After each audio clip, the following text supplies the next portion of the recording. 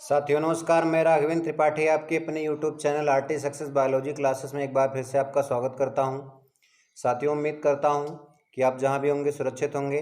साथियों जिस टॉपिक को लेकर के मैं वीडियो में आया हूं वो आपके क्लास 12 से कम्प्लीमेंट्री जीन या फैक्टर है और बाकी इसके एक्सपेरिमेंट भी हैं।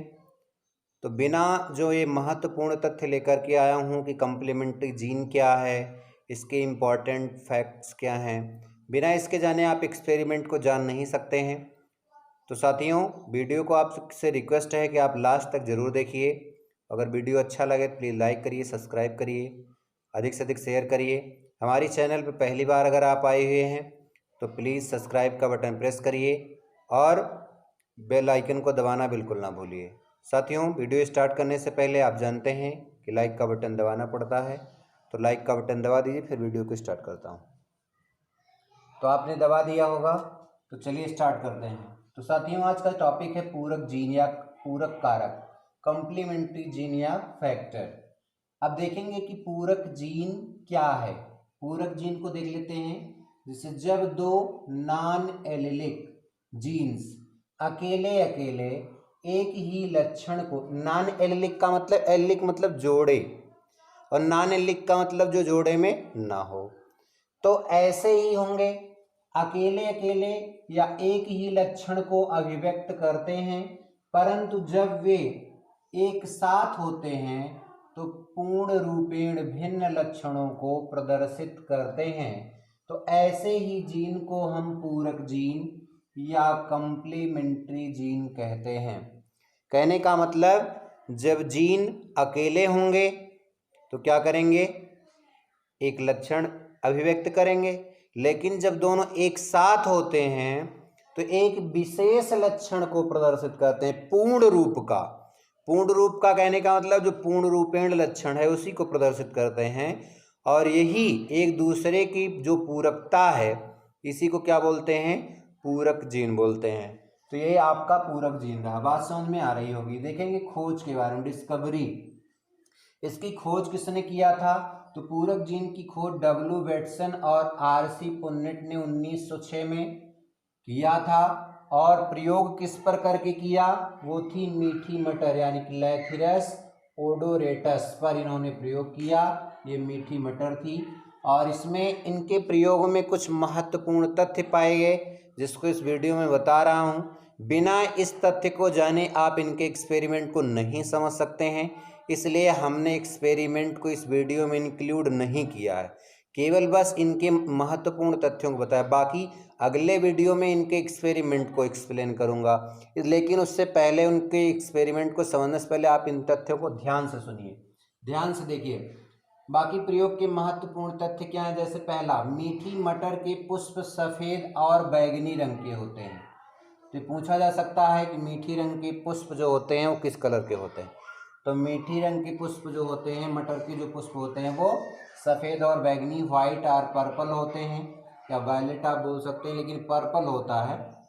बाकी पुष्पों में वर्णकों की उत्पत्ति, जो पिगमेंट होते हैं उनकी उत्पत्ति, ऑरिजिन ऑफ पिगमेंट के लिए कैपिटल सी और कैपिटल पी दोनों प्रभावी युग्म विकल्पी होते हैं का होना आवश्यक होता है। इनके लिए क्या होना? कैपिटल सी या कैपिटल पी का होना आवश्यक है। जब तक अगर ये नहीं है तब तक पिगमेंट का उत्पत्ति नहीं हो सकता, वर्णक नहीं होगा, यानी कि रंग नहीं देगा। आप कलरलेस या व्हाइट बोल सकते हैं, इसलिए इनके होने पर ही पिगमेंट होगा। बाकी देखेंगे, जब जीन कैपिटल सी या पी अकेले होते हैं, अर्थात इनका जो युग्म विकल्पी होगा सी स्मॉल स्मॉल पी, या कैपिटल सी स्मॉल पी, या small C capital P small C capital P, व किसी परिस्थिति में दोनों की अनुपस्थिति, दोनों की क्या हो जाए? अनुपस्थिति, अर्थात स्मॉल सी स्मॉल, यहाँ देखिए दोनों डोमिनेंस की अनुपस्थिति है, ना तो कैपिटल सी है और ना ही कैपिटल पी है, बाकी सब में कोई न कोई था। तो ऐसी स्थिति में क्या होगा? सफ़ेद पुष्प होंगे।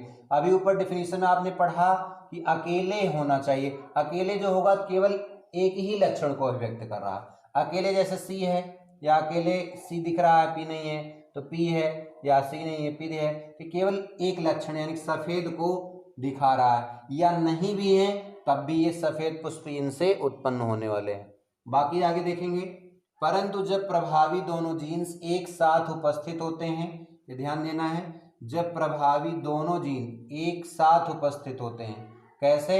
एक साथ दोनों जब उपस्थित होंगे तो क्या होगा, अर्थात इनका जो विकल्पी बनेंगे, युग्मकल्पी, capital C capital C capital P small P, या ऐसे बन सकते हैं capital C capital C capital P, या capital C small C capital P small P, या capital C small C capital P.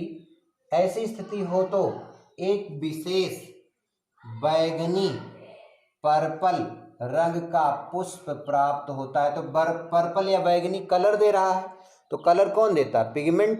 Pigment मतलब वर्णक, और वर्णक तभी होंगे जब कैपिटल सी और कैपिटल पी दोनों इन्वॉल्व होगा। तो यहाँ पर कैपिटल सी और कैपिटल पी देखिए आप दोनों इन्वॉल्व हो रहे हैं, ये कैपिटल सी है कैपिटल पी है। बाकी इसमें भी देख लीजिए कैपिटल सी है कैपिटल पी है कैपिटल सी है कैपिटल पी है कैपिटल सी है कैपिटल पी, लेकिन इनमें दोनों इन्वॉल्व एक साथ नहीं हो रहे। बस इतनी जानकारी रखना है। तो ऐसी स्थिति में बैगनी रंग का पुष्प उत्पन्न होता है। तो अतः बैगनी रंग दो प्रभावी जीन के पूरक प्रभाव के कारण प्रदर्शित होता। तो जो दोनों जीन हैं इनका जब साथ मिल जा रहे हैं, पूरित हो जा रहे हैं, तो इन्हीं के प्रभाव के कारण क्या हो जा रहा है, पिगमेंट ये कलरफुल हो रहा है, यानी कि बैगनी हो रहा है। अगर ऐसा नहीं होता, अकेला होता तो कलरलेस हो जाता। बाकी साथियों ये महत्वपूर्ण तथ्य थे, इनको आप ध्यान से तैयार कर लीजिए। अगले वीडियो में मैं लेकर के आऊँगा कम्प्लीमेंट्री जीन के एक्सपेरिमेंट, यानी कि जो पन्नेट और वेटसन ने एक्सपेरिमेंट किया मीठी मटर पर, उसको लेकर के आऊँगा। लेकिन बिना इसके उसको समझना आसान नहीं है, इसलिए साथियों फिर मिलूँगा आपसे अगले वीडियो में। तब तक के लिए जय हिंद।